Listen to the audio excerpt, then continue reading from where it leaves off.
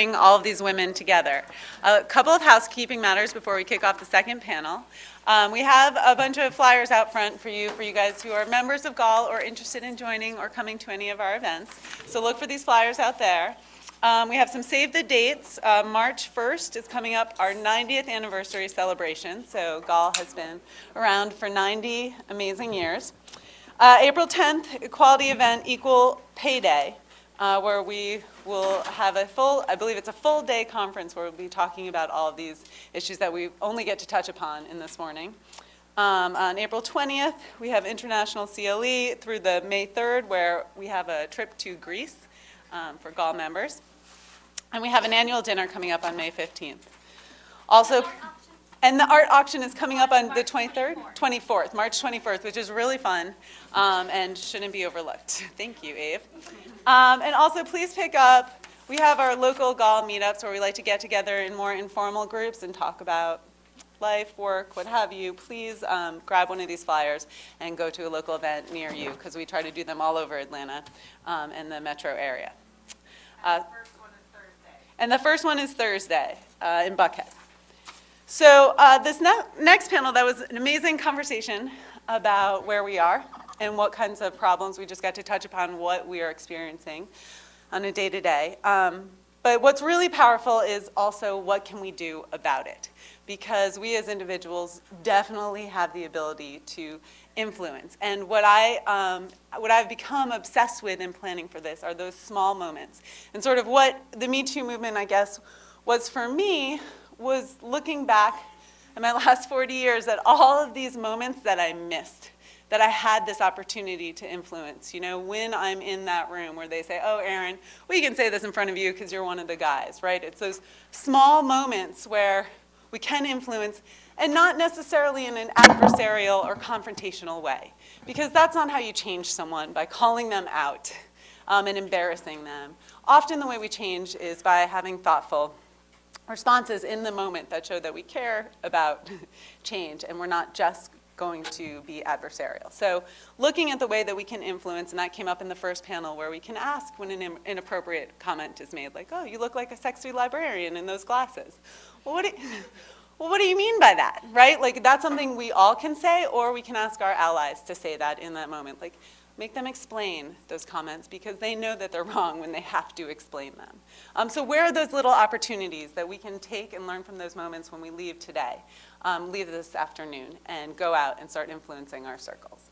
So that's what this next panel is about. And with that, Jen, I'll hand it over. And the tool is up and running. Every time my computer goes to sleep, there's a glitch, but please keep them posting, and we will get to them as we can. Okay, great. So we're going to start like we did the last time. I'm going to let these panelists introduce themselves. And just to be fair, I'm going to make them tell me also one thing about themselves that is I'm not going to find when I Google you or look at your LinkedIn page. So tell me who you are, what you do professionally, and then something that helps us get to know you a little bit better. Kara, go ahead. Yeah. All right, is that on? Oh, hi, good morning. My name is Kara Snow, and I am the Chief Development Officer for the Technology Association of Georgia. And prior to going into association management, I spent 15 years as a technology consultant, where I had the opportunity to manage an engineering team, which always shocks anyone I meet that is still a male CIO. Yes, I understand what code looks like and what it does. And something you don't know about me that you would not find on my LinkedIn profile is I have never eaten a fast food hamburger in my entire life. To be commended. Yes.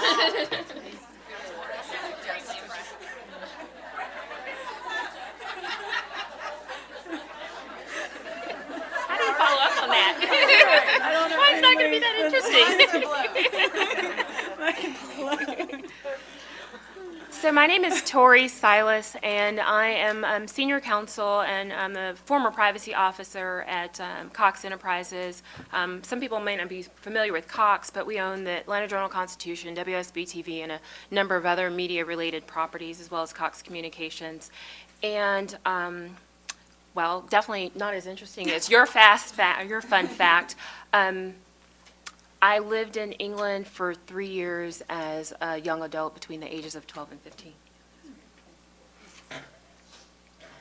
Hi, I'm Elizabeth Finn Johnson. I was, until 3 years ago, senior counsel at the Coca-Cola Company for employee relations, so I have an employment law background, which we can talk about, I think we'll talk a little bit about this time around, like Meg. Now I, in my retirement, am of counsel at the Atlanta Volunteer Lawyers Foundation, primarily representing survivors of intimate partner violence to get their protective orders. And a thing, now you changed it because this morning you said that wouldn't be in your LinkedIn profile, but you changed it to Google, which I'm just going to pretend it's what you said this morning. Yeah. Because you won't find in my LinkedIn profile that I was I was punked on national TV by the Coca-Cola Company. And if you do Google, if you want to see it, because it's not there anymore, it's pretty funny. Listen, I didn't know it was happening, so it's. Google Coke Sue's Coke Zero. Go to YouTube and put in Coke Sue's Coke Zero, and enough said. We have homework. My name is Lindsay Hennigan, and I'm the Director of Talent at Clio, which is a legal practice management software company based in Vancouver, Canada. So I think maybe the fun fact about me is that I've traveled the furthest to be here. My job at Clio is to help our organization be on the bleeding edge of all things related to people practice, and I've got a really good team to help me think through some of what we're talking about today around solutions for what we're calling a human and high-performing organization. We're trying to prove that that's possible at scale. I've worked in a couple of these fast growth organizations. The last one that I was at was in New York City, so I am familiar with the American people and some American HR law. But yeah, the majority of my experience has been in Canada, north of the border. So that's me.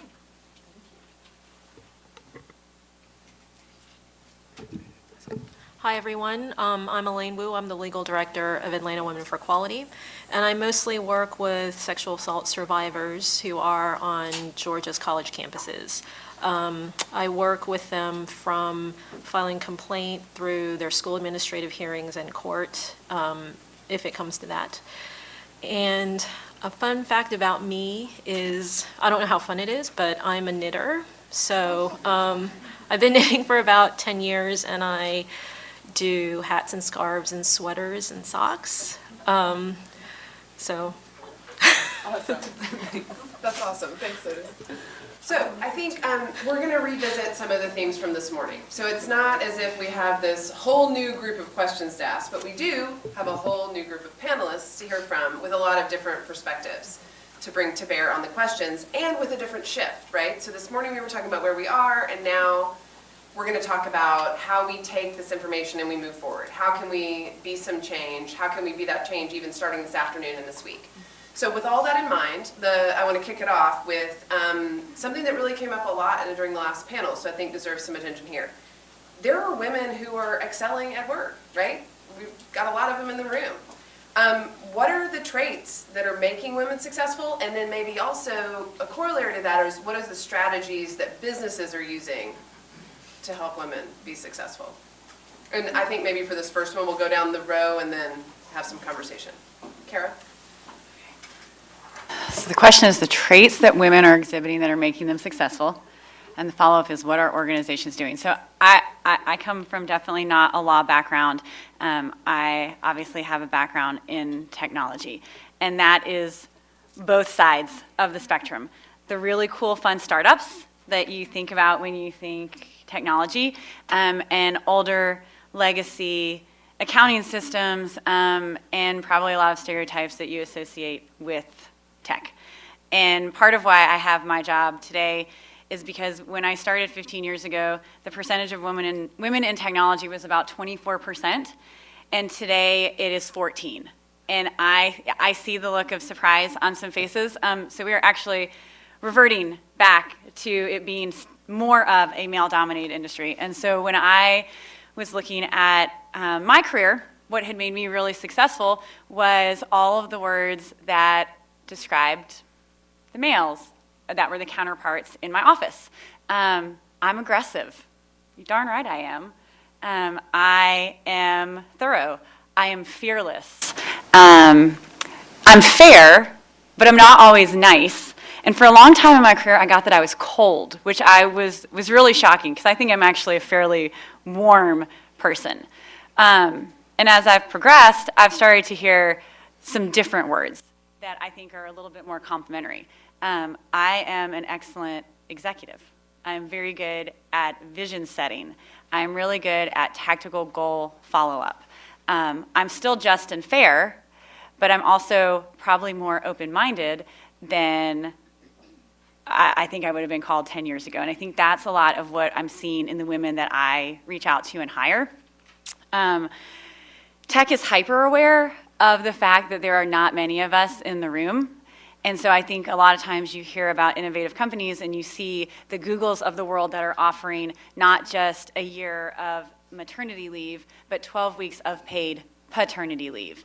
And what I don't think we're doing enough is capturing those companies and really promoting what that looks like to include more women in the workforce, allow for flexible hours. I mean, I think 30 hours for most women with children is probably a really good way for you to work. And how is that still full-time? How do you still get those titles of driven and executive when you're doing things like that? So for what I'm seeing a lot in my space is really capitalizing on the companies that are doing things well, promoting that, and honoring our women in a way that is more reflective of positive traits. There's a company, and I cannot think of what it's called, but I will take this as an action item and follow up with Erin, that is analyzing job descriptions and the words that are in job descriptions and how that encourages somebody to apply. Yes. So in tech sales, that word aggressive or goal-oriented or driven is automatically making women not apply because they don't sound like words that describe them. And so they're trying to eliminate some of the language that would be that would prohibit somebody from applying for a tech job or a sales job. So I think that's one thing that you're sort of seeing women sort of change from organizations. It's ironic in as much that my first career was in technology. I was a consultant for PricewaterhouseCoopers and then shifted to the practice of law after doing that for about 5 years. But I think having a healthy intellectual curiosity is really putting women in a position where they're not afraid to raise their hands. As I noted when I introduced myself, my company's former privacy officer. And that's a sexy area, cybersecurity, data privacy, it's huge. And I was my company's first privacy officer, but I walked away from that role. And I have no idea what's on the other side of this program that I'm in. But I do believe it's about risk-taking to a certain extent, kind of bucking the system, kind of debunking stereotypes. And the point that you made, I was like, is she describing herself or is she describing me? In regard to aggressive and goal-oriented and driven, and I think while those are great qualities to have, I also believe it's a matter of those qualities being interpreted in a better way. Because I was very goal-oriented, I was very aggressive, and I continue to be, but it always hasn't been viewed as being positive. I know we spoke about race and gender and class. I'm a straight shooter. You'll find that out over the course of this. Me being very goal-oriented and aggressive sometimes painted me as the angry black woman in the room for whatever reason. And so there were times that I'd have to kind of downplay, almost doing the code switching that we were referring to, but becoming adept at code switching. And I know we got into that conversation this morning, but you do. And I think it's kind of that binary that Dawn was talking about, and Meg, kind of blending those two together, regardless of your background, regardless of the stereotype that people are attempting to put on you. So I do believe it's intellectual curiosity, being willing to raise your hand, being willing to step out of the status quo and be willing to do something different, I think is what's making women more successful. Yeah, so I think what we're hearing right now, and what we heard on the last panel, aggressiveness, which if you're a man, they call it you're being assertive, but we're too aggressive.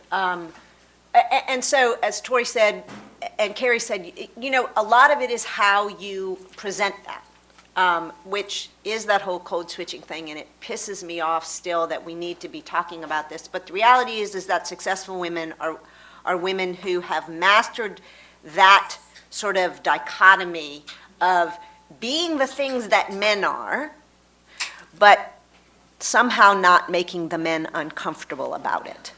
And, we shouldn't have to do that, and that's part of what this conversation is about, and I hope where this movement ends up, which is that we shouldn't be having to worry about how the men aren't comfortable, because truth is, we all need to be made a little bit uncomfortable all the time, or else we're never going to do anything good, or great, or better. And so I think, and then it's being willing also to say what's wrong, and to say, wait a minute, that's not how we should do this, but not just call out the problem, but offer solutions. And so be thinking about solutions to the issues that you see, and suggesting them, even if later on it'll be credited to the guy in the room. And then, and lastly, I think it is about being willing to stand up for yourself, and to say, wait a minute, this isn't fair. Now, how do you do that? Matters. How you say it, to whom you say it, and gathering and garnering support for that in ways which is a lot about relationship building. Yes, I don't disagree with anything that's been said. I think I choose a slightly different frame. And maybe this is me being of the next generation, right? I'm less than 10 years into my career, right? And I think when I've seen great examples of successful leaders, male or female, they're, in my mind, people who are leading with backbone and heart, right? It's not one or the other, it's both, and it's both at the front. I think when I think about developing the next generation of leaders at Clio, what we're really thinking about is evolved leadership, and the idea that you can be compassionate and be empathetic and connect with a relationship mindset first, and not do so in a way that trades off you taking a stand for the things that you believe in and being a rational optimist and believing that a better future can exist if we're in relationship with each other. So when I think about what organizations like Clio are doing to try and evolve leadership in that way with backbone and heart, we're bringing in things like performance coaching, right? We have an in-house coach whose job is to help people discover what their authentic leadership voice is, to understand what their journey is to backbone and heart, to take a stand for the things that they believe in from a strategic perspective or an organizational direction perspective, to find their voice at the table. And it's in those kinds of conversations, one-on-one or one-to-many in a group setting, that we see different dynamics taking shape across the organization. So I think there's something to be said for cultivating a different kind of leadership that's, irrespective of gender, about having both backbone and heart. I agree with everything that's been said, and I just wanted to reiterate, maybe in a different way, tenacity, which is kind of what everybody else has already said, but I wanted to talk about the idea of tenacity as pushing forward no matter what you come up against. So whether that's a glass ceiling, whether that's not doing well at a project, or what you might consider a failure at work, that all of that is something that you take on, you learn, and then you're tenacious and you move on. And moving on isn't just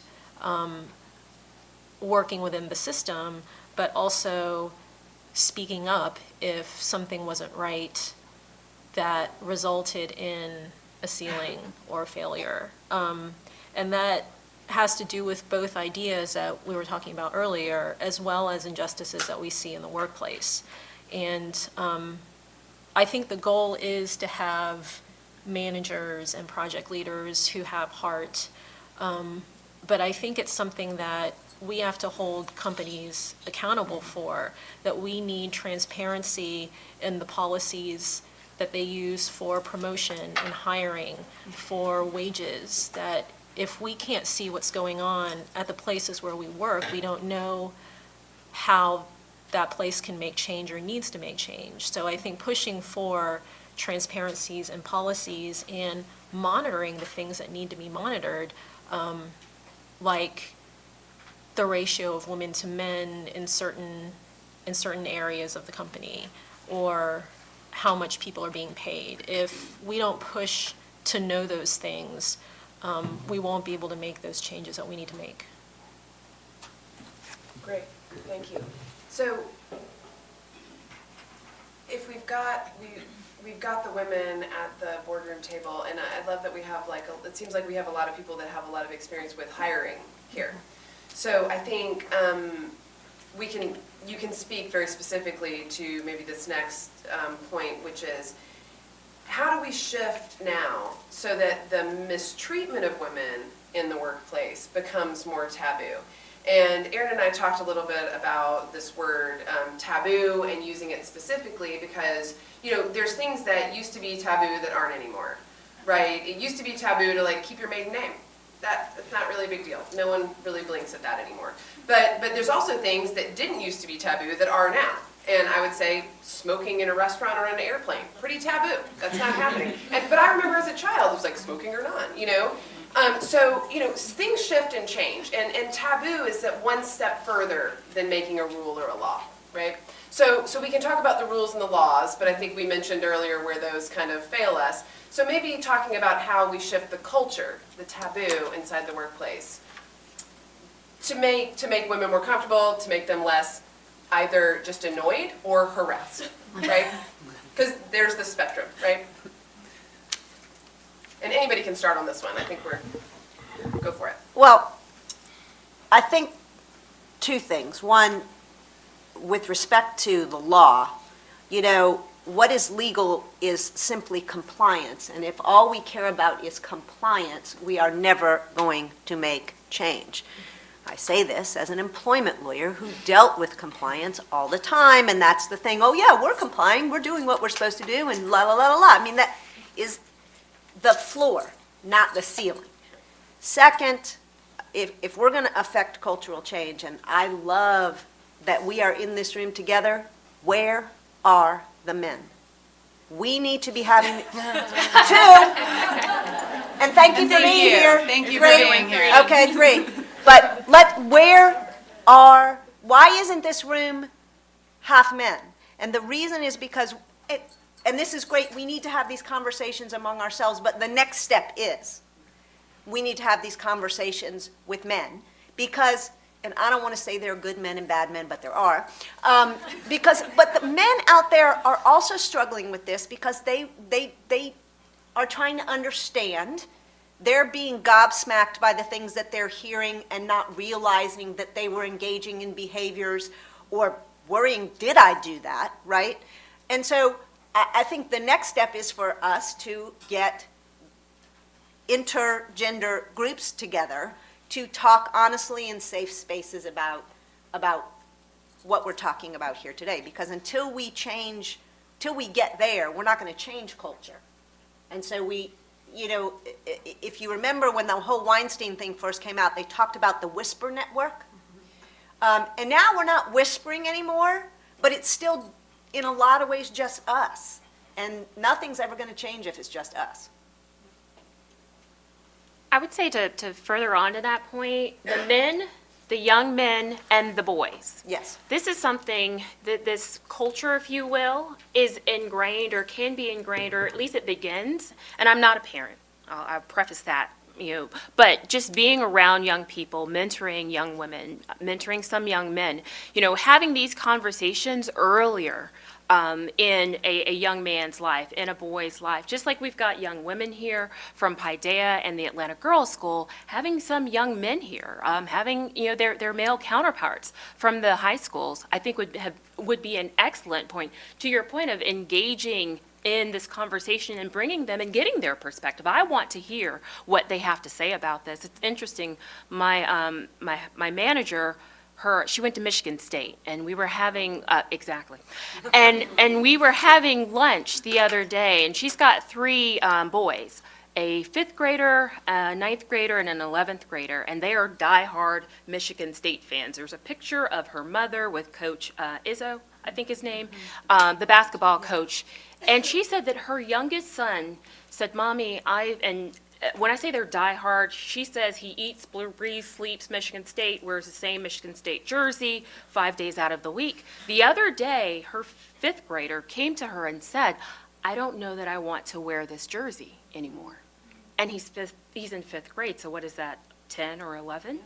You know, and for him to have that sense of awareness, just by virtue of maybe a conversation, definitely by virtue of what he is seeing on television, to me, it just underscores the point of, in addition to the men, having younger men and boys engaged in this conversation, I think will ultimately contribute to kind of diminishing the taboo-ness, if you will, of women, the mistreatment of women.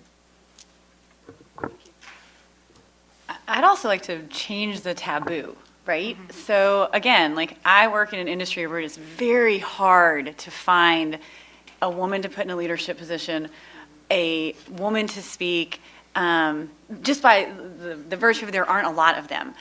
But we have a huge event. It's our annual event. It's like our annual meeting, 1,600 people. And I was talking to Audra Dial about this a little earlier. We have 3 keynote speakers. They're all older, white gentlemen. And I'm sure they are all extremely qualified. But we were sitting in a committee meeting and I said, is it possible that we could have a woman? And I feel like we want to get to the point where having a panel that doesn't have the diversity is the taboo, right? So that we have to quit asking the question, but somebody always needs to be in the room asking the question. It needs to be strategic. And I mean, I hope for that, I dream of that.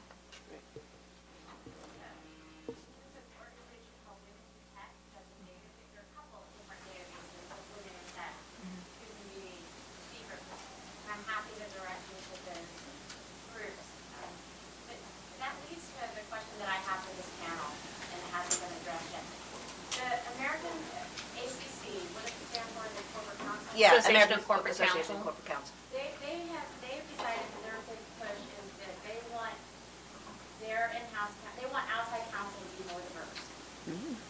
But big companies tend to use big law.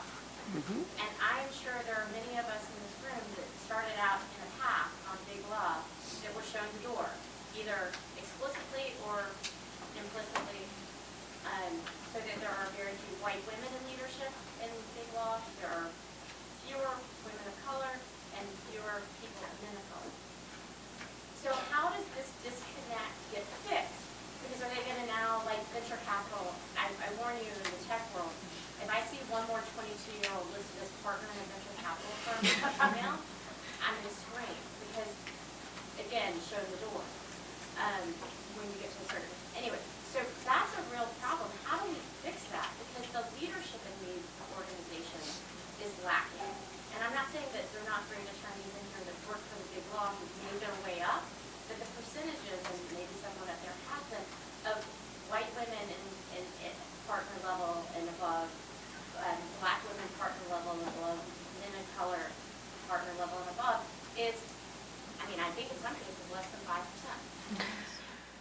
Yeah, so I can speak about what we did at Coke, and that is that diversity. You all may know that we had a class action lawsuit that began in 1999, which was at the time, or was reputed to have settled for the largest amount of a race-based class action lawsuit in the country, in the employment arena. What came out of that? Some of it was good, some of it was not. It was my case. But we really started paying attention to how we dealt with suppliers and working hard, particularly in the legal division, to reward firms that valued diversity. Well, how do you show that you value diversity? Well, we wanted to see diverse teams doing our work. We wanted to see firms that had significant diversity goals that weren't just goals that they were actually achieving. And there was a whole host of things. There's an award you can get, and blah, blah, blah, blah, blah. All that kind of stuff, all of which is good. But I will also say that some companies, big companies, talk about diversity, again, as a compliance issue, as opposed to getting to the point where it is a cultural change that is just natural. Now, you gotta be complying first. That seems to be the first step, but the harder work is making it a cultural shift, and that's difficult. But you gotta start with saying to your big law firms, I mean, and companies have this power, right? We get to decide, we're all of you who are private lawyers, you want us as your clients. So we have a tremendous amount of power, and I think corporations have begun, I know Delta has, lots of companies in the last 10 years, say, have really begun to recognize they have that power and to demand that kind of diversity and inclusion, at least at the floor level. I think part of it is that we, those of us who are parts of diverse and marginalized communities, have to demand that. We have to go to management and we have to say, hey, look, I'm a lawyer, I'm an employment lawyer, I'm working with a big law firm, and everybody on that team is a white guy. That is not how that should look. For all kinds of reasons, not the least of which is when you're in a race-based class action lawsuit and everybody sitting at that table is white, it is not going to look that good. And your marketing, it's all about marketing. Yeah, I would agree, in as much that, Cox is a relatively large organization. I have a number of women in senior level roles, the most senior of which, or one of the most senior of which, is our general counsel, Juliet Pryor. She joined our organization in 2016. An African-American woman is the general counsel at Cox Enterprises. A Caucasian woman is the general counsel at Cox Communications. And so I believe it's having women like those women and their direct reports. There are a number of assistant general counsels and senior counsel that are there, African-American women and Caucasian women that are there. But having them in those positions, I believe, is ultimately going to push us to a point where it is no longer taboo, if you will, to have a diverse group of attorneys that are serving as your outside lawyers. But the other point is the accountability, and in my perspective, it's not just really checking a box. Yes, we can have the diverse group of attorneys show up for the pitch. I used to be that diverse lawyer that would show up for the pitch, in as much that I allowed them to check 2 boxes. When I was at one of the firms and we'd go out and, with the partner, we'd do the pitch, they would never see me again. I wouldn't be on the file. And so having them, participate is one thing, but making certain that there is something programmatic in going back and holding those law firms. And I don't think it's just exclusive to law firms. I mean, any vendors that an organization is using, holding them accountable. Going through the bills and seeing who shows up to perform the services, I think that's where the real impact is. And beyond that, if they're not meeting those requirements, then are you really willing to pull the business from them? I'm not in a position, given my current role, although at some point I hope to be a general counsel, and I will be in a role to pull business and truly hold them accountable. It shouldn't just be kind of lip service, if you will. It shouldn't just be words at the beginning of an engagement, again, whether it's a law firm or some other type of service provider. But I think that's where there will be significant impact and change that we can then see how that's going to play itself out, not just on the folks that are providing your services, but who you are then hiring to engage with those individuals and those companies that are providing services. And I think this is a message that we need to hear from white men to other white men also, because I think women have been trying to break into so many areas for so long. And for the men who are with us, who are open to hearing what we have to say and starting those conversations, we need them to speak up about this also. I think we need to have voices coming from everywhere about this, including the places where there's already power, to say that power needs to look different. And so I think this is where the conversations that we hope to have are going to are really going to try to move the needle forward.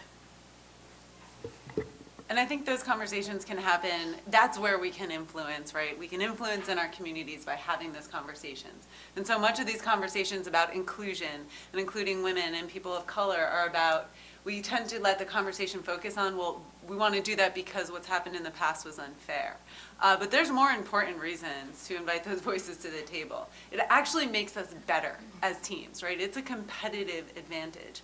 And for me, that was an important shift in my thinking where it wasn't just about kindness and making it fair. It's actually about building better teams and stronger teams. So it's not just bringing in Tori because she checks a box and we want to present the right look. Like, we actually want this team to be better. And when we have those voices, it makes it better. And I think adopting that as our mindset, but also bringing that into those small conversations that we're having and reminding people of why we're doing this. This isn't just because we want to be fair and we want to be PC. We want to be better. Meg? Yeah, I 100% absolutely agree that diverse teams are better all around. But, and this is going to relate back to points I made earlier, do not underestimate the value of your own voice. If you are not being selected to be part of a team, raise your hand and say, put me in, coach. Go to the people who are making those decisions. Go to those people who are having those pitches and say, I would love to be involved. I would love an opportunity to work on anything, right? Get yourself relevant. Get yourself noticed. Kim? Can I ask a follow-up to that? I think that it works great when I was in corporate, that would work, and I can do that. But now that if you're in private practice, how do you suggest doing that for folks in private practice, right? To say like, hey, put me in, but if I'm like the person that needs to put me in, then what's like the next, what's the way to do it for folks that are in private practice, that are in small law especially, because I think a lot of law, the industry thinks of big law all the time, or big corporation, and they don't think of small law or solo law, and how do we jump into those situations and get access so that we, as the women that are doing these things in small and solo world, can get those other opportunities? I really think it's a matter of partnership. I've got a number of friends that have left large law. They've stood up their own practices. And there will be, whether it's deserved or not, there will be a preference for large law. But making certain that there are opportunities, and again, back to holding these large law firms accountable, you know what, large law firm, I want you to partner with minority law firm, solo woman-owned law firm to handle this matter. I know that that may cause some recoil, if you will, at that large law firm, but if me as a general counsel or someone that's in a position to hire the firm is making this a requirement, you're either going to do it and maintain my business, or you're not going to do it. And I think that's where there needs to be some professional courage on behalf of the most senior attorneys in corporate legal departments. I mean, that to me is just kind of knee-jerk reaction to your question. There are probably a number of other ways that you can go about it, but there is some benefit to bench strength, if you will, depending upon the type of matter that you're wanting to bring outside counsel on. And so that, again, that might be one of the various reasons why there is preference for a large law firm, big law, if you will. But I do believe that that is one way you could go about it. I will say, to the point of getting men involved, I had the opportunity to meet this gentleman, John Childs. He heads up litigation, I believe, at Georgia Pacific. And I sat on a panel with him that was sponsored by the Pro Bono Partnership of Atlanta and another local staffing agency. And he kept making reference to this moral imperative. There is a moral imperative, and it's because it's right, as we were talking about, but then the diversity of perspectives when you bring people to the table. The company that I work for, Cox Communications, they provide cable services, not here in Atlanta. We have Hispanic subscribers, we have Asian subscribers. When you've got diverse perspectives in the business, diverse perspectives that are providing legal services and other services to that business, that just gives you a better opportunity to create value to your ultimate client or your customer. In our instance, the subscribers to our services. So I think that's yet another reason you can develop and sell, if you will, a value proposition to business leaders within your organization to support diversity. Yeah, it's a business imperative, right? It's a business imperative. And we all have, any company that's selling anything isn't just selling to white people. I mean, you're marketing to people, you need to have diverse perspectives about how to do that. And that isn't just, it used to be that, okay, well, so the marketing team needs to, at Coke in the old days, there was the African-American marketing team, which was specifically charged with marketing to African-Americans. Well, okay. You can't split it up like that. It's a team because we have a product and we have a message and it's a brand. So how do we make that brand message understandable to everybody? And so I think that to what Tori said, yes, I'm sorry, I'm like having a senior moment because I'm looking at Kim, was, it's a business imperative and that's how you sell that. Like, and so what if they say no? If you don't ask, you don't get. So, one more question and then I'll, go ahead. I had a question about something that I see. A lot of my role models being a teenager are the women I see on television news. But sometimes I get kind of confused because I see women like on TV wearing really revealing clothes. And I don't know if that's just like a problem with the culture that revolves around that business or if it's something else, because I know that if I was trying to change the stigma around how women look, I would dress in something like that was really low cut or really short. I was just wondering what you guys think about that. And will you guys repeat the question? Who's gonna take that one? Whoever takes that Wow. one can repeat it, yeah. Yeah, the only reason I want to jump up and then I'll stop talking. I'm hoping that those women are not on WSB TV. But to repeat the question, this young lady, Natalie, is it? You attend Paideia? Oh, AGS, Atlanta Girls School. She raised a question as to the women that she sees on television, those women being role models in some sense, and their appearances, how they look, revealing clothing, cleavage showing, short skirts, and how I think you're trying to rationalize that, if you will, between looking to that person as a role model, but then, what does their appearance say about kind of their place in the world and how you want to be perceived as serious and professional. Yeah. Well, like I said, I hope those women are not on WSB TV. Cox owns WSB TV. I think then you have to kind of sift through what's out there. And I'm hopeful. I mean, as I look around the room this morning, my colleagues and I, this is what we want you to look like. Just from the perspective of being professional. And I think you obviously raise the question. There's a question in your head, so that in and of itself tells me that you've seen a different perspective. And I think you just have to sift through all of the different messages that you may be receiving and discard those that are not consistent with your personal brand or the personal brand that you're developing for yourself. I will say that may work on a Fox News network or something like that. It does not work in corporate America. No, it does not. There is no quicker way to torpedo your own career than walking around a corporate environment with your cleavage showing or skirts very, very high.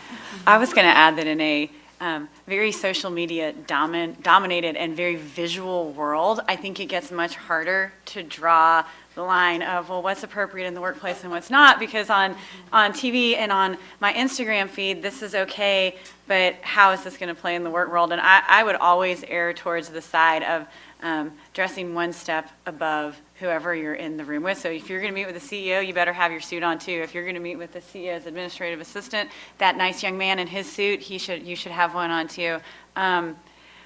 It's tough, I can say, as coming from a sales role and being 20 years into a career now, when you're out at an event and you see a bunch of much younger women dressed a little scantily trying to sell to somebody, it's trying to get into a meeting, but the long-term sustainability is not there. And in your career, you always want to be the professional, right? And the professional always dresses the part. And You know what they say, you should dress not for the role you have, but the role you want. Right? Tina? I actually want to, I really appreciate this question and this conversation. I want to pop in my role as Women's Studies prof. I also find it really interesting that there are judgments on both sides, right, of this kind of spectrum, that to be scantily clad somehow means that you're not serious.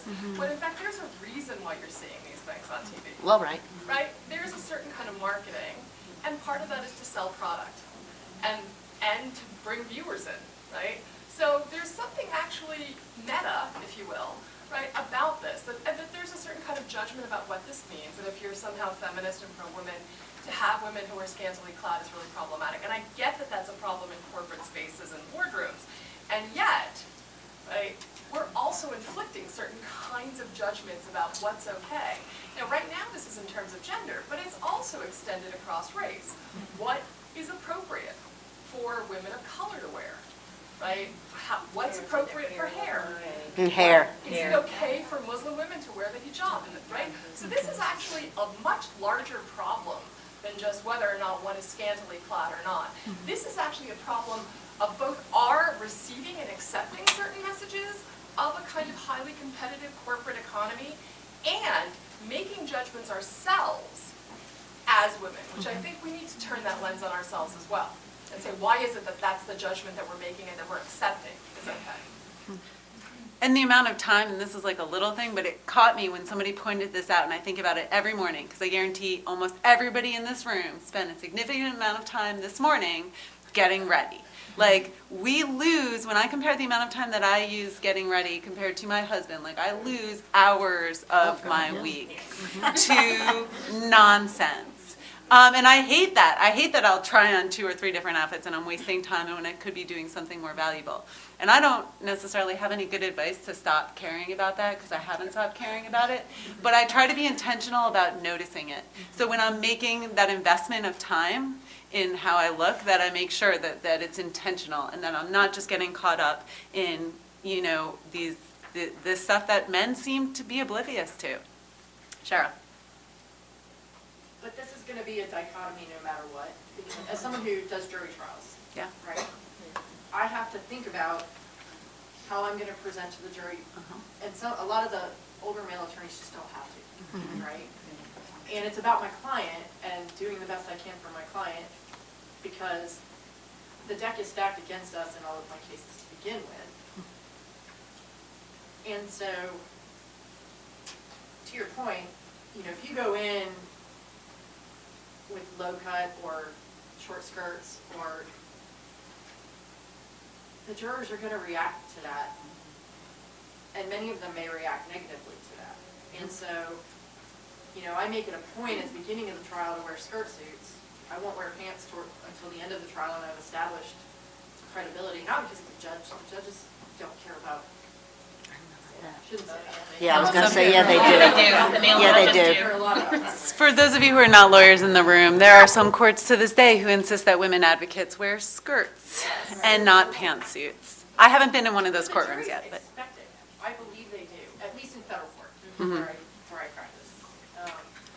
Yeah, no, it's a tricky balance. So I think this is a really complicated issue, because I know women who are trying to sell things to lawyers, for example, and I have female colleagues who are like, I will never use that person because she's using her appearance to get business. I think it's a very complex issue. Sure, but up front. I don't know, I was just wondering, because I was noticing even in the 2016 election when things were going on and people were still commenting on, I don't know, like Hillary Clinton's pantsuits and what she was wearing, even when she was dressed like she was very professional. And I just wanted to know how we could work towards finding a middle ground where it doesn't matter as much what women are wearing, but like the content of their ideas, and what we can do to work forward to make sure that that's not something that we have to worry about as much. That's a very good question. Does anybody have an answer for that? You know, the question was, noticing in the 2016 election how much commentary was made about Hillary's appearance, the fact that she was wearing pantsuits, it's another pantsuit, which, pantsuit nation. And how do we get to the place where we aren't doing that anymore and we're listening to what people say and caring about who they are as opposed to what they look like? Yes? Let's not be shy about this. Misogyny played a huge part in the 2016 election. Don and I will not get on our soapbox on this issue right now, but so how do we get there? Well, some of it has to do, again, with getting back to what we've been saying about how you present yourself professionally, personally, having those conversations with people in your lives, your brothers, your husbands, your uncles, your grandparents, your colleagues. And then it's also being aware of that. I don't know how many of you are familiar with the work that Gina Davis is doing with respect to sort of the images and what's happening in advertising and movies and in the imaging that we are getting all the time. And it's really important, some of what she's talking about and what she's doing. And the more of that information we get and the more we talk about it with people, will help change that. And it's also true, of course, that Hillary was the first. Not the first ever woman to run for president, but the first woman nominee of a major party. So she bore the brunt of all of that, even if she hadn't come with the baggage that she came with. I mean, I don't think it would have mattered who she was. We would have had that. But yes, that's why you're here, because you're a part of that. All of you are part of changing that conversation. Can I just add one thing? I was just gonna say that dichotomy is real, because I heard, and I love this, that President Obama had like 10 of the same suits, and he just got up in the morning and put on the same suit. He had on his blue suit and his red tie, and you know what? That saved him so much time and allowed him to be so effective, and it's a brilliant idea. But again, we're women, and if I showed up in this outfit tomorrow and I sat up here in front of y'all again, you all would comment about the fact that I had on the same thing, and it's. And there might be not a good connotation. Yeah, absolutely. Not your efficiency. Right. I think it's really important that we, as women, and especially as we age or in leadership roles, we are maybe also cognizant of how we approach this issue or talk about it, because I think that we also have to recognize that there are socioeconomic and class issues involved with this as well. Yep. So I think that, and I think as a woman, and I've probably been guilty of it, I think that we attack as much, if not more, sometimes based on appearance, or we take it very personally. So I think we need to be conscious that if you see a younger attorney or you see somebody and you feel like that dress isn't professional, it's not approached in a manner that's, don't come in here wearing that. You need to wear a suit like a man, if a man's going to wear a suit, but that you maybe pull them aside with a degree of kind of empathy and sensitivity and saying, that's a beautiful dress, but I can tell you my experience has been that sometimes it's hard to be taken seriously.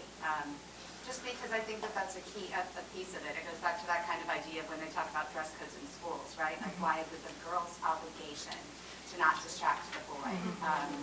And I know it's something that I probably need to get better at, so I thought it was.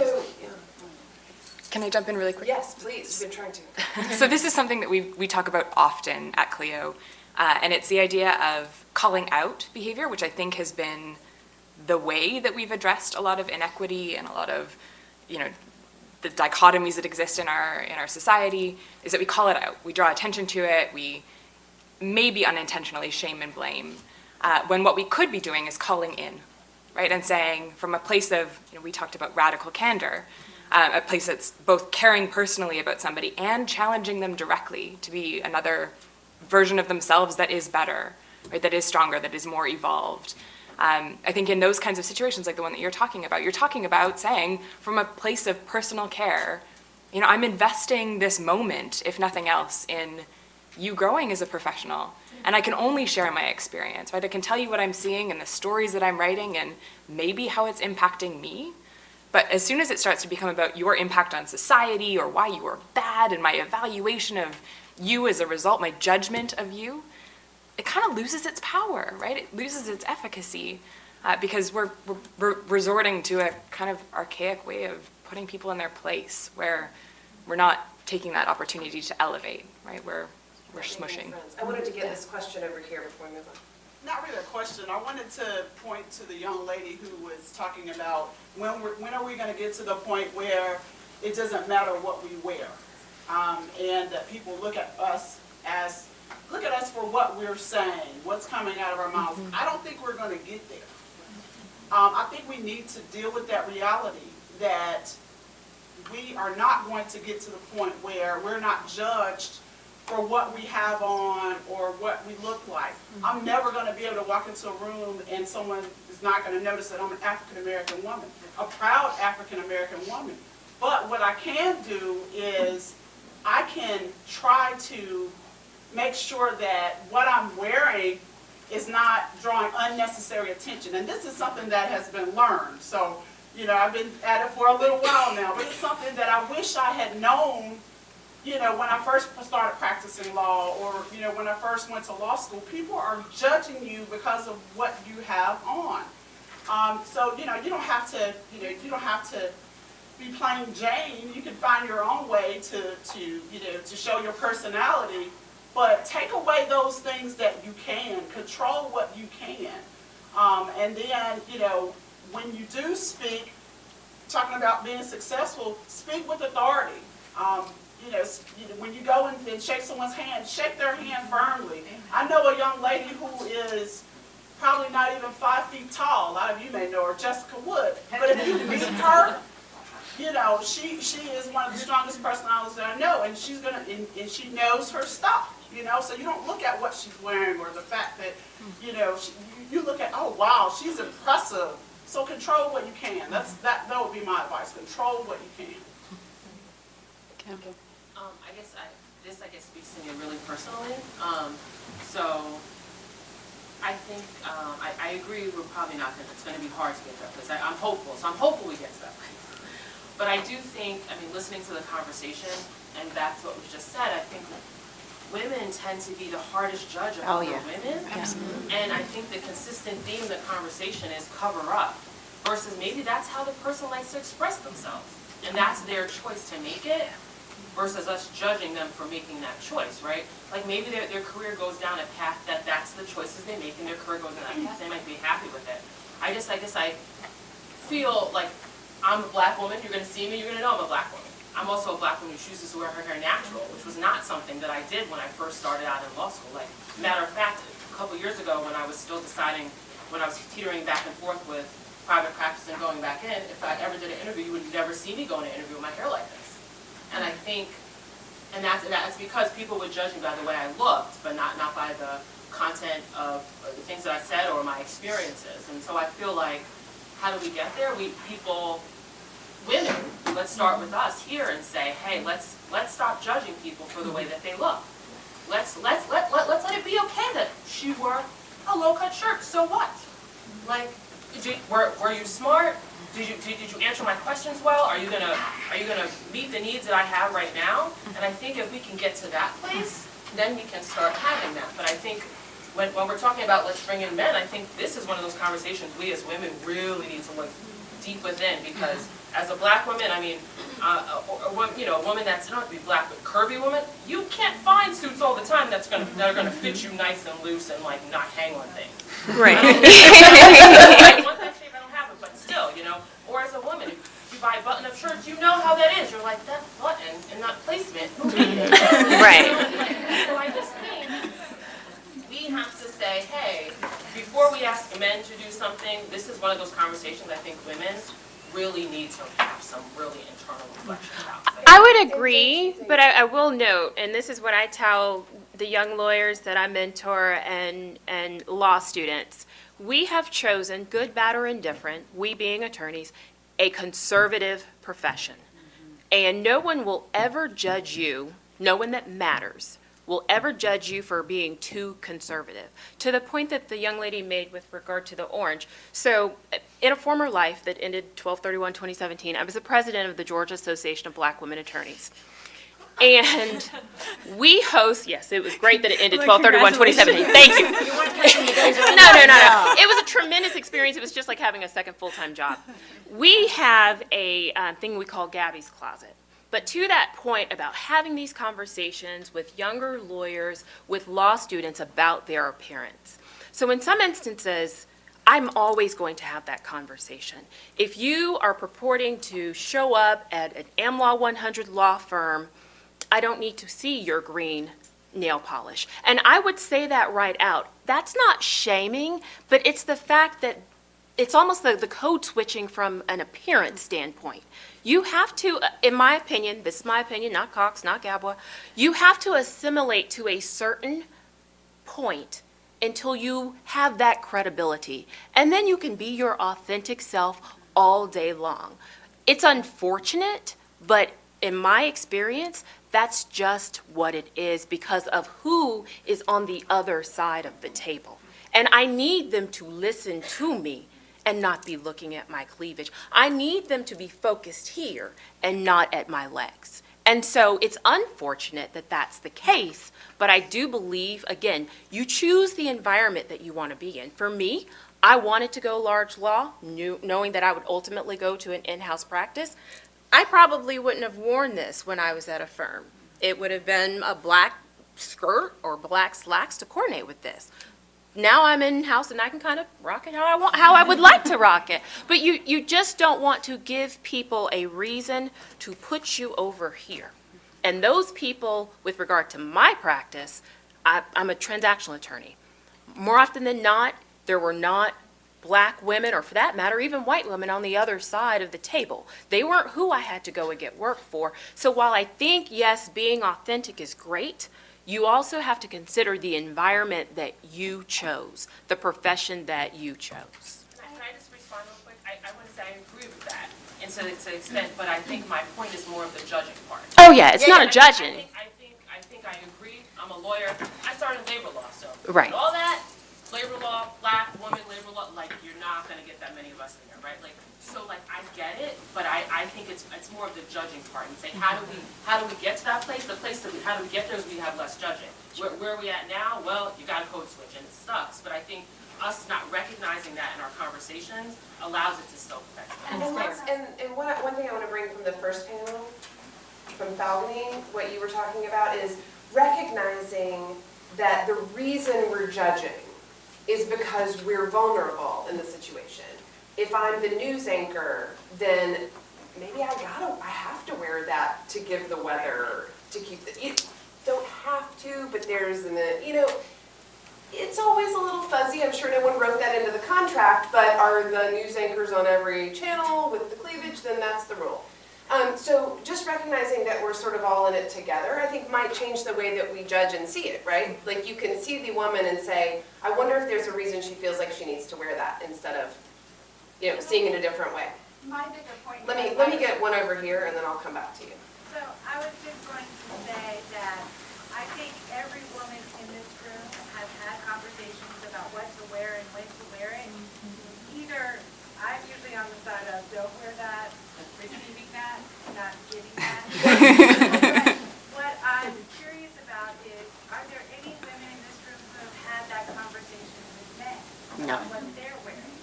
Whether that big red tie is appropriate and so there's very few of them. And I'm just curious Well, about you mean other than our spouses and the bad way they dress? That's every day. have we been in those roles and are we doing that? Okay, let me come over here.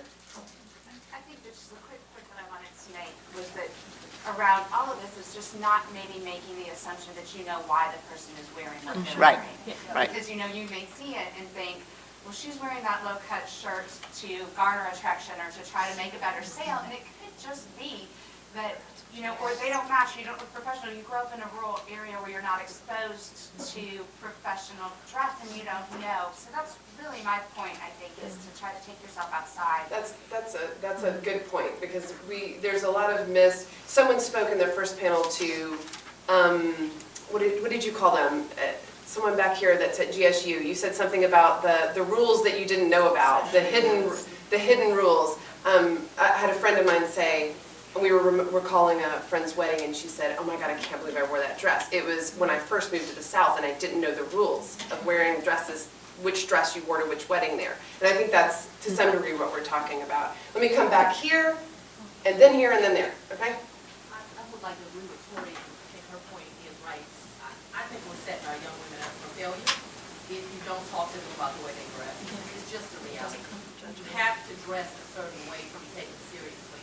I happen to supervise at all times, 25 lawyers, so when you ask the question, have you had conversations with men? I've had to, because you're trying to appeal to a jury. Juries spend the first 3 hours talking about what you wear. And I know that to be true. I had a black man who's a great trial lawyer, great at what he did, and he wore a brown suit. And the first comment from the jury was, he looked like a UPS worker. So we wasted time on that point as opposed to whatever you were trying to convey. It's just, if you're trying to sell something like your company, you're trying to sell yourself, you're trying to sell yourself to a jury, we're going to have to watch the way we dress. It is unfortunate that sometimes we have to think about being African-American women. I like to wear braids in the summer. And there have been times I have big trials coming up that I don't wear braids because I'm scared it's going to be distracting. That's real unfortunate, but I want to win. You know what I mean? So if that's something that's going to be distracting, I don't do it. And I just don't think we're there yet, and I think it's going to be a while before we get there. So it is as nice as it is to try to get everyone to hear you. I just think as lawyers, the most important thing we have are our voices. And so don't do things like wear your breast out if you're trying to be taken seriously. So let's do these last two, and then we might introduce another topic. So here. So I think we need to challenge some of these assumptions that we need to dress in gendered ways. I'm not saying we don't need to dress professionally, but things like wearing a skirt or wearing a stylish new outfit every day, because people will notice if you just wear the same black suit every day. If we don't challenge these by breaking them, it's never going to change. And also, by extension, when we're telling ourselves, I need to dress in this gendered way because this is what society expects of me, that's the same voice that's saying, I need to laugh along with a sexist joke so that I don't become labeled the difficult person in the office. I need to not complain when someone inappropriately hits on me at work because I want to get that promotion and I don't want to be seen as someone who disturbs the peace. That same voice that's telling us dress this way because of your gender is telling us to put up with all the other stuff as well, and that stuff just gets worse and worse and worse. So I do think we actually need to stop that internal voice and stop the messages that we're sending other women about that at the low levels, the low consequence levels, so that we can use our voice at the high consequence levels. Okay, last one on this one. I was just going to say, I've had experience, and I think others may be able to relate to this, where you can dress the part, wear the conservative outfit, but still be put in a position where the person hiring you is hating on you, regardless of what you're wearing.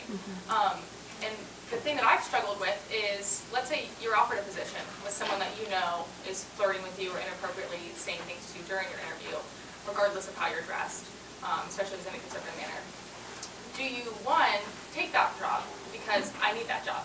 Or do you, two, say, this is super inappropriate and I need to stand up for myself and other women and not put myself in that position?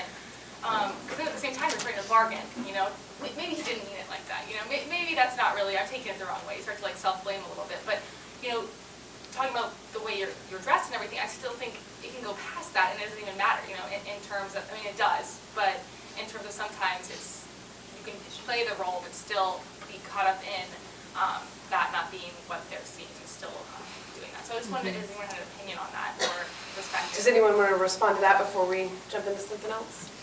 I think in many ways a job interview like that is just as much a chance for you to evaluate the organization and the value set that they espouse as it is a chance for them to evaluate your skills. So calling in, right, and saying, oh, that comment strikes me as something that, clashes with my value system. Can you tell me where it's coming from for you? I want to understand that comment. I want to understand what's underneath that request for me to join you for dinner. I think their response will tell you whether or not that's a place you want to spend your next however many months or years. And the thing that I'd caution is, again, this is calling in versus calling out, but calling out and saying that comment that you made was misogynistic is a lot different than saying you are a misogynist, right? So separating the commentary around behavior versus the commentary around the person. And I think in many ways, even calling out that distinction and saying, in no way am I insinuating that you are a bad human being by asking this. I really just want to understand, and you and I having a trusting and open relationship is going to determine a lot about our success as a team going forward. Right? I think that there's an important conversation that can be started in that sort of situation. Well, I would say, I feel like there's amazing energy around this, and I think we should all think about why that is this week. You know, I mean, this could be our homework. Go home and think about this past question, because I mean, everyone has a little different perspective. But I want to get to a few more things. So I'm not trying to cut it off, but I'm going to have to cut it off. So I'll be the bad guy, or the bad gal in this case. So I feel like this is another really important topic. It's going to feel like an abrupt shift, but I want to get onto this one. When we have misconduct in the workplace, I said earlier, from annoyance to harassment, and God help us, not worse, but we'll move on that spectrum. What can we do? We know it's hard for women to come forward. We're going to work with that baseline. It's hard to come forward. And you brought up some points about why. We started rationalizing, oh, maybe I misread it, maybe it wasn't, maybe it wasn't what I thought it was. I didn't ask the question. I wasn't radical with my candor. So how can we make it easier for women to come forward? And I would also just say, as we answer these questions, if you guys have a specific example you can think of, I feel like a story is always really effective. You guys all seem like you probably have examples. So take it away, whoever wants it. Well, Jesus. So, I think every one of us has had a variety of situations. There's the situation with your peer, and then there's the situation with your superior. So with my peer, some years ago, I was in the office of a colleague, and we were on a call with another colleague. This is a male colleague with a male colleague on the phone, and where his phone was, I had to be behind the desk with him to be on the phone, right? Because his phone didn't reach over to the other side. And he goes, hey, I've got Elizabeth Finn Johnson behind my desk with me. Like, are you fucking kidding me? So, there it was. I said it. Everybody who knows me was wondering when was I going to drop the F-bomb. There it was. Anyway. You waited a while. I did. I know. It's a record, actually. And so I was quite surprised by that. And after the conversation was over, I said to this gentleman who was 20 years older than I, hey, Jack, that comment was really not okay with me. Do you understand why that's not okay? And he was like, wow. I mean, that's not what he said, but that was the look on his face, like it didn't even occur to him. So he immediately apologized. Never happened again with me. I don't know if it happened with anybody else. Okay, that was an easy discussion. And then there was a situation where my boss's boss put his hand on my knee. When I was talking about a tan line, and he said, oh, and he puts his hand on my knee. And what did I do? Not a goddamn thing. I actually beat myself up about it because I asked for it by talking about a tan line. Because I'd been on a bike trip, biker's tan, blah, blah. So it has a lot to do with how you feel like you can respond, and that was that vulnerability we've been talking about, right? Which is, how am I going to say this to my boss's boss, and who can I go to have that conversation? Because my boss was also a white male, and I didn't really feel like I could go talk to him, but beyond that, I didn't even think that I should, because it was my fault. And so I think we have to have these conversations with ourselves first, that if we feel something is not right, it isn't right. We have to validate our own feelings, and then we have to be willing to speak up obviously you have to speak up in ways that are appropriate. For example, take the person aside, out of the room, don't call them out, don't name and shame them in front of everybody in the room, but know and show them later. And if you feel like you can't have that conversation with the superior because of the vulnerability, and I would say that as an employment lawyer, you could go to your HR person, blah, blah, blah, blah, blah, but the truth is that the HR people work for the company. And so I understand why you might be reluctant to do that. I just think we have to be willing to stand up. We just have to figure out the way to do it that's best. and not be afraid to do that. And sometimes that might be enlisting somebody that you feel can be a mentor, or somebody who has been your confidant, or somebody that you feel you can raise that with, who might be in a better position to do it for you. Here's what, so I represent employees in employment discrimination lawsuits. And here's the hard conversation that I have to have, and this has been my struggle with the Me Too movement. I think I've talked to Erin about it. All these people are calling me and saying, well, my coworker asked me out, and I said, no, it never happened again, and I complained, and I got fired. Well, guess what? It wasn't, the conduct you complained about wasn't illegal under the law to begin with. And so, people need to be able to complain, but I can't tell you how many times a potential client calls me that I say, I wish you had called me before you complained. So that A, I could tell you how to address the situation, or whether you even should. And I think this is where earlier in the first panel, there was a lot of conversation about class. You know, a lot of my clients can't afford to lose that job. So once they complain and are fired, and then can't find another job for, you know, some of my clients are unemployed for several years, especially depending on age, by the way. Older people who get fired are much more vulnerable in not being able to find a job. So I struggle because what you said really struck me earlier, Elizabeth, the whole compliance is the floor. Because it's not that hard to comply with the law. It isn't. It's been defined by the courts. That's in the right. circuit. Let's be clear. We're in Georgia. We're in the 11th Circuit. The law is not hard to comply with. If you're an employer, you are happy to be here. Right. And so how, you know, and I am an employer. I own my own firm.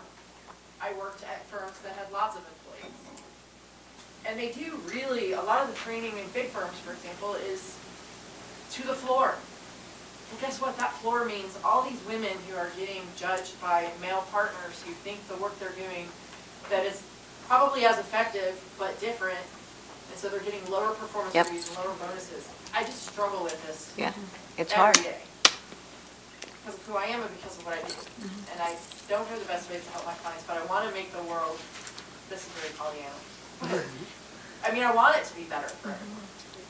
Do we have some examples on the panel? Elaine, I'm thinking of you in like campus situations, getting women to come forward. What are some good practices to help women come forward and not immediately crash into lost my job, it's all over, and all those other factors? I think that women, and this is something that's just intuitive, right? Like, women will want to come forward when they know that they'll be supported when they come forward. And that's true for students. I'm sure it's true for employees, which is why it's important to have an employment policy that's not just the floor, to have real sexual harassment training that doesn't just check a box. And that's something that's a problem on campuses in Georgia, that most college students are required to have sexual harassment training, but it's a PowerPoint module that progresses on its own whether or not you're really watching it. And you check a box when it's finished that you've seen it, and then you're allowed to register for classes. But there isn't even a quiz about it at the end. What is consent? So people don't know, and I think that's part of what the problem is in the workplace too, is that even the floor, people don't know what the law is, for one. And then on top of that, if you have a school administration or an HR department that closes its eyes to complaints, that doesn't have a support system for women who come forward, then women just won't come forward. They won't complain against maybe a manager who does need to be fired. At schools, I've seen anywhere from a professor to the Board of Regents actively work against complainants, because deterring complaints means that it looks like you don't have assaults happening, and it looks like Georgia schools are safe. But whether or not it looks like that, they're not safe. And workplaces, similarly, whether or not you get complaints when things are happening, those things are still happening. So I think, and this is hard to do because it depends on management and it depends on school administrators, that they need to have both legal counsel and a dean of students who really do care about what women are going through. And that requires, and I think probably in an HR department as well, something like trauma-informed training, what women who have been assaulted or harassed go through. If it's something that's more widely understood, I've found in, say, administrative hearing panel, that the right questions are asked and that changes at a particular school are made, even if they're not made across the board. We can make changes in a company, in a mid-size or larger company, and it does spread eventually. I have a question from the audience. And instead of, the question is, instead of how can we make it easier for women or victims to come forward, can we talk about how we can make it harder for men or perpetrators to continue these actions at all? Sarah, do you have something? So I was actually going to bring that up. So I had a situation in my first job, and I was assaulted at the workplace, and I was not going to tell anyone about it because it was horrible. And I had a wonderful manager who recognized some odd patterns in my behavior, and he sat me down and said, is there something that you want to talk about? I've seen some bizarre things with this gentleman, and I'm worried that he is doing something that hurts you. And I was like, oh my gosh. So I like spill my guts and I tell him everything. But to answer your question, the same time that that was happening, this individual, it came out in the press, he had been terminated from his last job because of a $1 million+ lawsuit of sexually harassing women at his workplace. And I think that that's a huge flaw on the organization, that they should be looking into these past patterns of behavior and not be hiring people that bring these kind of complaints with them. And I'm not a lawyer, so I can't speak very intelligently about that. But I know that when I interview people in group settings, I look to see how they're interacting to know they're not being culturally insensitive or offensive. And you have to do that as a hiring manager. You have to look and see, it's not just a conviction, but it is a complaint against individuals that this is happening.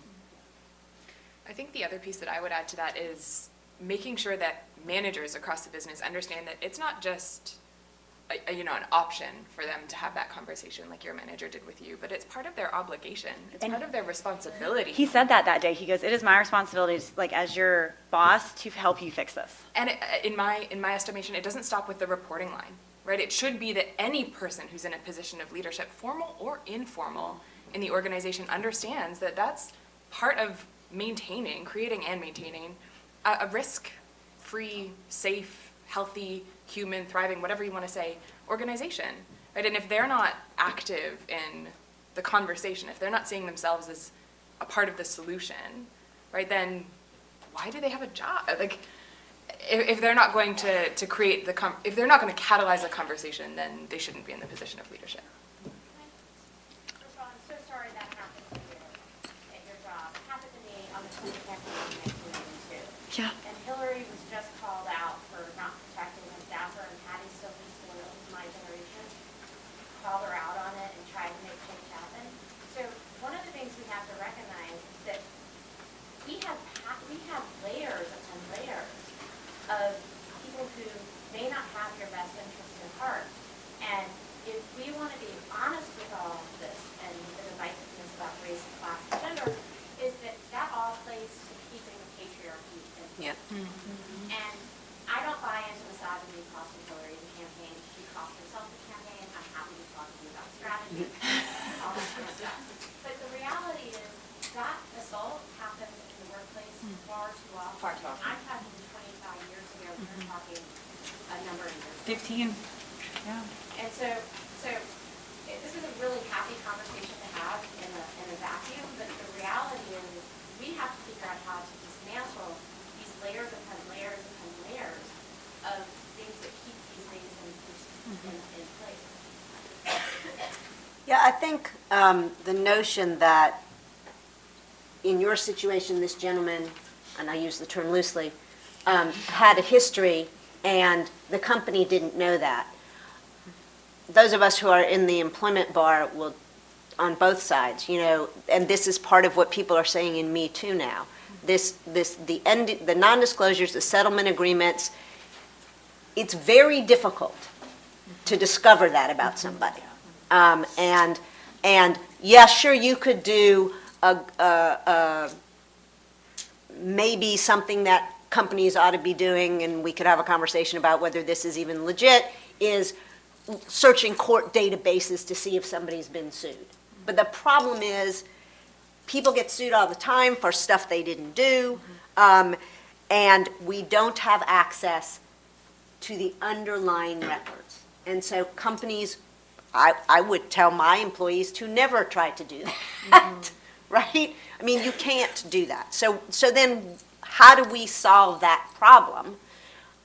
I don't know what the answer is to that. I really don't. I mean, how do we make sure that we are not hiring bad people? That's what the hiring process is supposed to ferret out, and nobody has figured that out yet. Having more diverse teams having more diverse people doing the interviews, having panel interviews, having, real conversations with people, yes. But some people are really, really good actors. They just are. So we are just about out of time, so I don't want to, we've had one hand that's been up, so I want to get to that, and then I want to kind of wrap it up over, like, with one more thing. So let's do this question. And I thought something very interesting about your story with the manager is that not only did you notice a discrepancy in your own patterns, but he also was concerned about that particular employee. And I don't think it's universal, but I think we as women always know who the creepers are. Yes. Become that person that you don't want to be around. And I'm wondering to what degree, like, the culture of protecting each other, and how we can do that, but also why it is that, like, we as women continually are pulling each other aside and saying, you may have a hard time working with him, he doesn't respect women, and how we just kind of tend to let those personalities flourish as we try to move each other around that, like, one male. It's a little bit like the Catholic Church and moving the priests around. Okay, so, one more, and then we'll finish up. So this is probably off note a little bit, but I kind of want to also pick up on where she left off on some of these comments. A lot of this is informal, right? We're talking about Yes. how women can help women can protect women. But I'm in a room full of lawyers. And the thing that strikes me is that a lot of this is also... Speak louder. Wow, louder? I'm in a room full of lawyers, and I'm thinking about institutional changes. Right? We're talking about individual changes. But, and again, so this is probably where I show how clueless I am, but I'm thinking about, for example, the fact that there's a 180-day statute of limitations on reporting sexual harassment. Seems to me the first thing is to get that extended. Right? I realize that's a long road, but I think that in addition to short-term goals, we need long-term goals. And in fact, we're worried about kind of the privacy of sexual harassers and assaulters, but my understanding is that women who file lawsuits against their companies or against somebody in their company, right, this is also public information, and HR can look this stuff up and not hire you. Yeah. So what about increasing institutional confidentiality for people who win these lawsuits? And then the third thing is, part of our vulnerability is economic vulnerability. There is no safety net.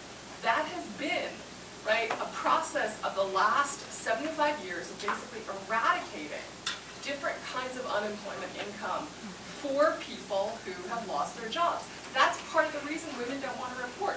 How do we reinstitute some kind of fund? And I don't want to go private sector on this entirely, but how do we start pushing to reestablish a safety net so that people don't have to be afraid if they lose their jobs for pressing against for trying to hit back against sexual harassers or their companies? It seems like these are at least 3 institutional long-term possibilities that we need to start pursuing in addition to changing individual behavior. It's not just about informal moral accountability, it's about institutional accountability, corporate accountability, but also invoking state protections for people. Elect more women. So I think that this leads perfectly into where I would like like us to wrap up, and we do need to wrap up. So it's what we're gonna do, like what we're taking from this conversation, right? Because this is not a success if we don't all go out and do something either small or big, or start something big, or start something small, right? It doesn't all have to happen this week, but we need to start. So, whether it's a big thing or a small thing, I'm hoping that real quick, everybody on the panel can give me like one takeaway. Like, what can we start? What can we put into play this week, this month, this year? We're still at the beginning of 2018. Time for some good goal setting. Whoever wants to take it first, we'll go in whatever order. Well, one, shut up, Elizabeth. I am working hard to elect more women to office because I think that is really critical. And there are more than 20,000 women running in this next election cycle for office, which is amazing, but we can do better. If it's $1, if it's $5, if it's, I'm going to go make telephone calls on that campaign, especially for you young folks in the room, you need to make your voices heard. And so lots of people in this room are going to be getting emails from me about supporting women candidates who are awesome. And I think that's a really important thing to do. And women running for state office and local office That's is what I'm really talking about. important too. That's what I'm Not talking just about. national office, because most of the laws that affect us every day are made at that level.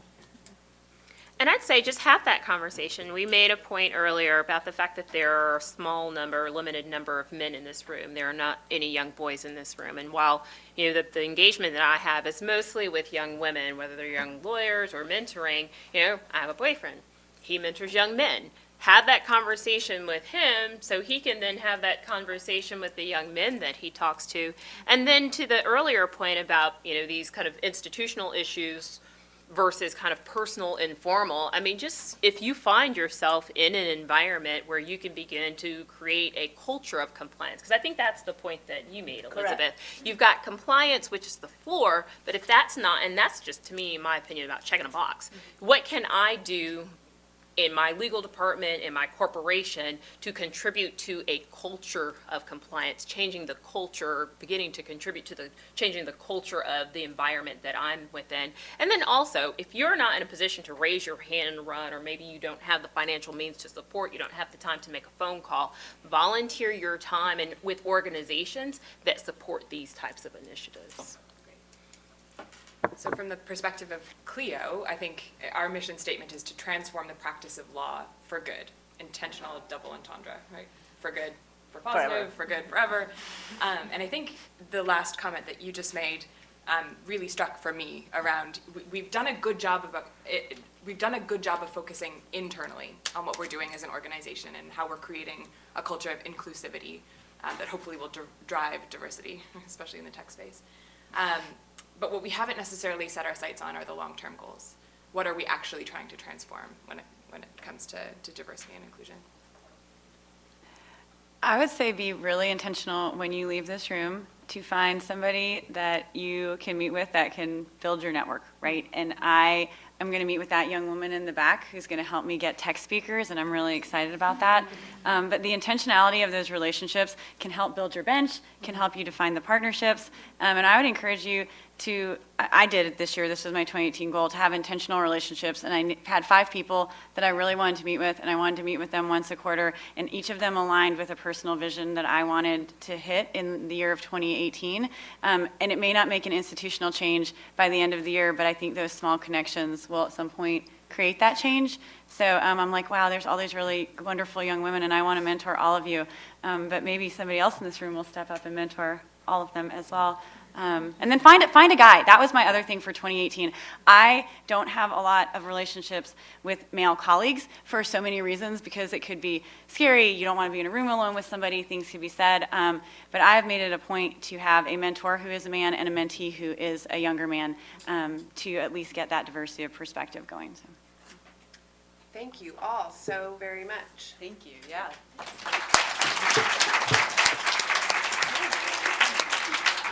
Okay, awesome. So we are finishing up. There is lunch outside waiting for you guys, I hope. I haven't, yes? Yes, and there's, you can also utilize the space if you want, like to have lunch there,